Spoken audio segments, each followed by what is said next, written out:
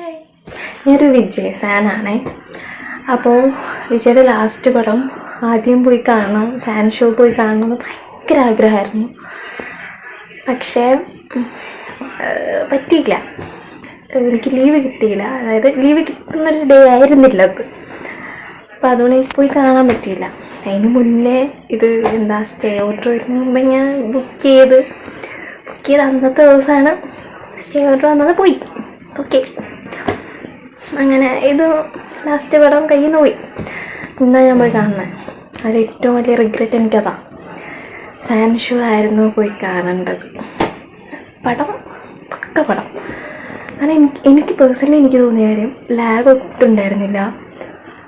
സ്റ്റണ്ടാണ്, പക്ഷെ സെറ്റ് സാധനം.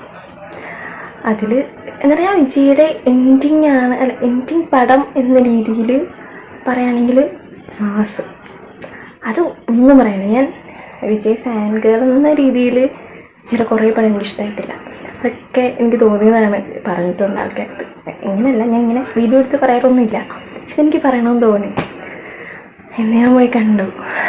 അതിൽ മമിത എന്തുകൊണ്ടാണ് ഈ വലിയ ആക്ടേഴ്സിനെയൊക്കെ കൂടെ തോൽപ്പിക്കുന്നൊരു സീനുണ്ട് മോനെ ലാസ്റ്റ്. സെറ്റ് സാധനം, പറയാണ്ടിരിക്കാൻ വയ്യ. അടിപൊളി. ഭയങ്കര സങ്കടം.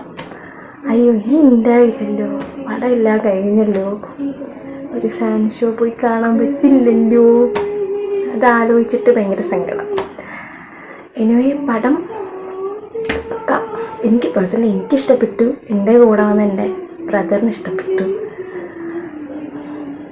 ഫാൻ ഷോ മിസ്സായി പോലും ഭയങ്കര സങ്കടമുണ്ട്. അപ്പോൾ ഓക്കെ.